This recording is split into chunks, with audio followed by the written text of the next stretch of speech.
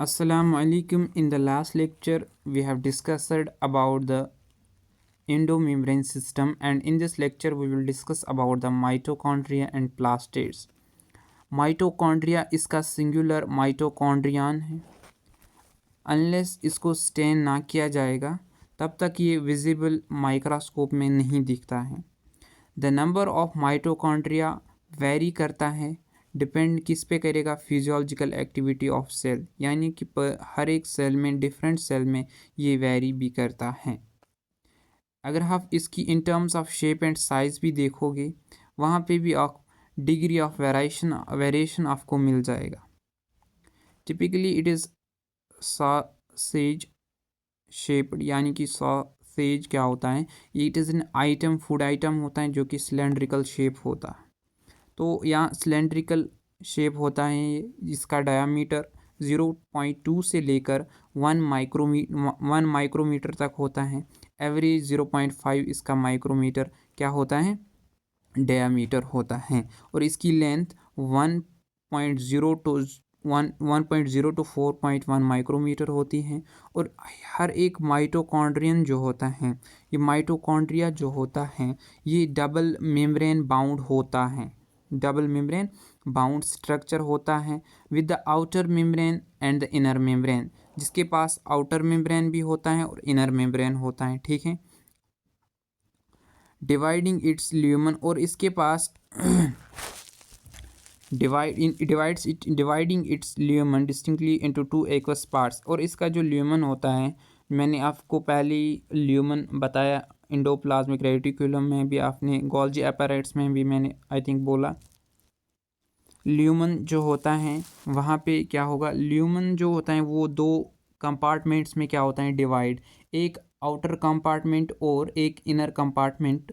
The inner compartment जो होता है वो फिल्ड किससे होता है, होमोजीनियस सब्सटेंस, जिसे हम मैट्रिक्स बोलेंगे। ठीक है, जो आउटर मेम्ब्रेन होता है वो क्या बनाता है, वो continuous limiting boundary of the organelle बनाता है। ऑर्गेनेली की बाउंड्री कौन बनाता है, आउटर मेम्ब्रेन बनाता है। अब जो इनर मेम्ब्रेन है, inner membrane forms a number of infoldings called cristae. देखो, इनर मेम्ब्रेन जो होता है वो फोल्डिंग्स बनाता है। क्या बनाता है, फोल्डिंग्स, जिनको हम क्रिस्टे बोलेंगे, और इसका सिंगुलर क्रिस्टा होता है।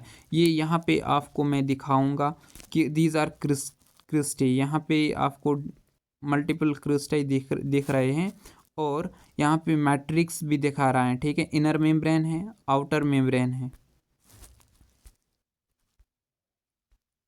नाउ कहाँ पहुँचे हम, हाँ, the cristae increase the surface area. Cristae क्या करता है, सरफेस एरिया को इंक्रीज करता है। The two membranes have their own specific enzymes associated with the mitochondrial function. यानी कि ये जो दो मेम्ब्रेन्स हैं, इनके दो मेम्ब्रेन्स जो अलग अलग इनके एंजाइम्स एसोसिएट हैं और इनकी अलग अलग फंक्शन भी हैं। ठीक है, mitochondria are the sites of aerobic respiration के लिए, these are the sites of aerobic respiration. ये हम 9th से भी पढ़ते हैं कि they produce cellular energy in the form of ATP, इसीलिए इनको क्या बोला जाता है, पावर हाउस ऑफ सेल बोला जाता है।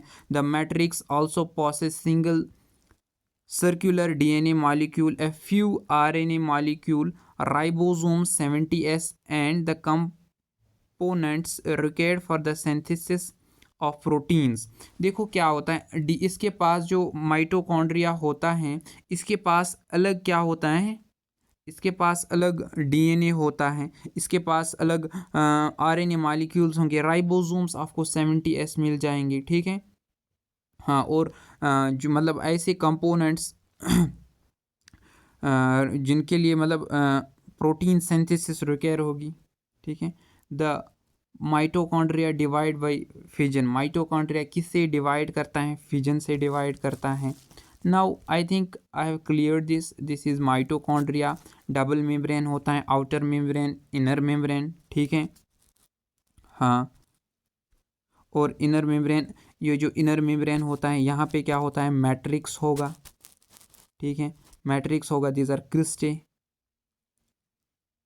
हाँ, यहाँ पे ये जो आउटर मेम्ब्रेन है ये क्या करता है, ये बाउंड्री को फॉर्म करता है, लिमिटिंग कंटिन्यूस लिमिटिंग बाउंड्री बनाता है ऑफ द ऑर्गेनेली.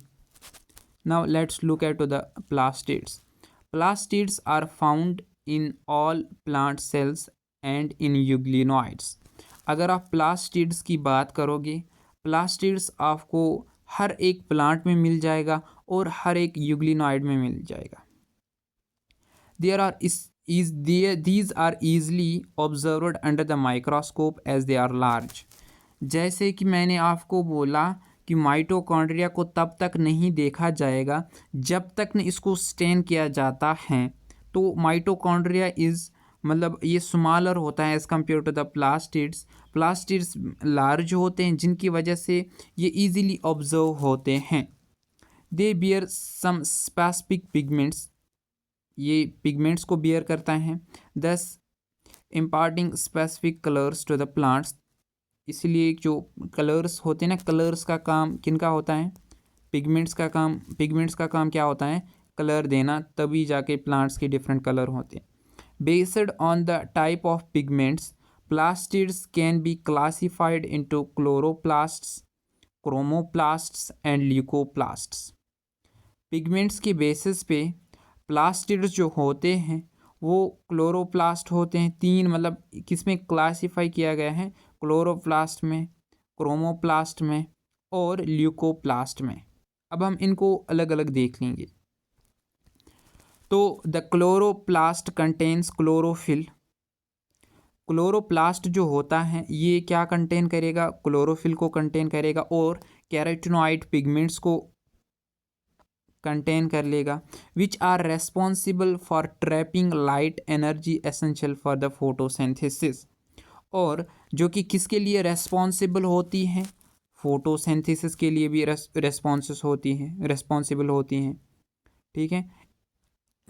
तो क्या याद रख लिया कि क्लोरोप्लास्ट जो होते हैं ये क्या कंटेन करते हैं, क्लोरोफिल को कंटेन करेंगे जो कि, और कैरोटिनॉइड पिगमेंट्स को कंटेन करेंगे जो कि रेस्पॉन्सिबल किसके लिए होते हैं, फोटोसिंथेसिस के लिए. Now in the chromoplast, fat soluble carotenoids pigments like carotene, xanthophylls and others are present. ठीक है.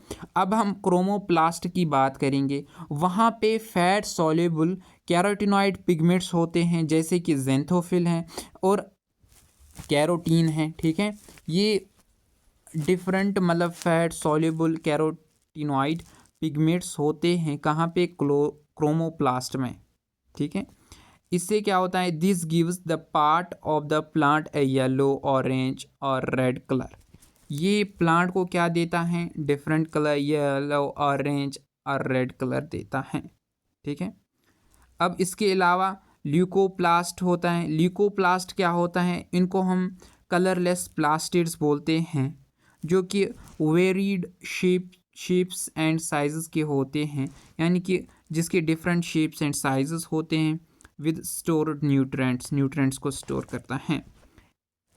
तो क्या देखा, फर्स्ट ऑफ ऑल हमने क्लोरोप्लास्ट देखा कि क्लोरोफिल कंटेन करेगा और कैरोटिनॉइड पिगमेंट्स जो कि responsible for the photosynthesis, and chromoplast carotenoid pigments like carotene, xanthophyll, और ये क्या करता है, ये डिफरेंट कलर्स प्रोवाइड करेगा, yellow, orange, red.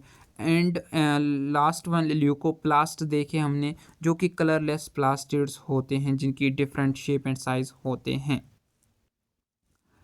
Now amyloplast store carbohydrates. ठीक है. हाँ, stored units, stored nutrients.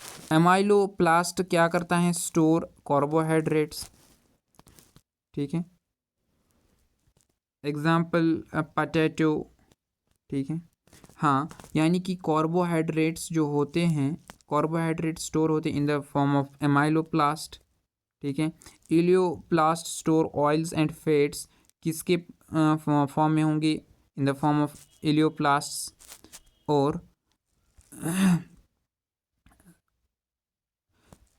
Proteins कैसे स्टोर होते हैं, इन द फॉर्म ऑफ इलियोप्लास्ट. ठीक है. हाँ, ये यहाँ पे आप देखना.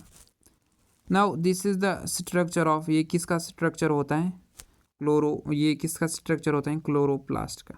Now we will discuss about it. Majority of the chloroplast of the green plants are found in mesophyll cells of the leaves. अगर हम क्लोरोप्लास्ट की बात करेंगे, क्लोरोप्लास्ट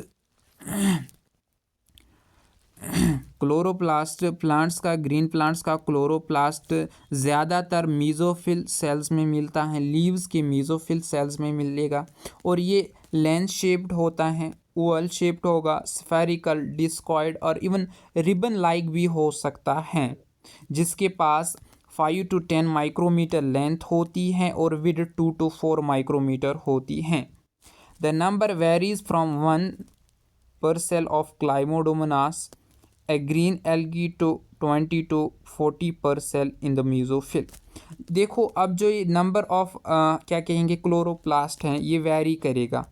अगर हम क्लाइमोडोमोनास देखेंगे, वहाँ पे हर एक सेल में एक क्लोरोप्लास्ट होता है. अगर हम किसकी बात करेंगे, ग्रीन एल्गी की बात करेंगे, वहाँ पे 20 to 40 पर सेल होते हैं मेसोफिल में. ठीक है, हाँ. Like mitochondria, the chloroplast are also double membrane bound.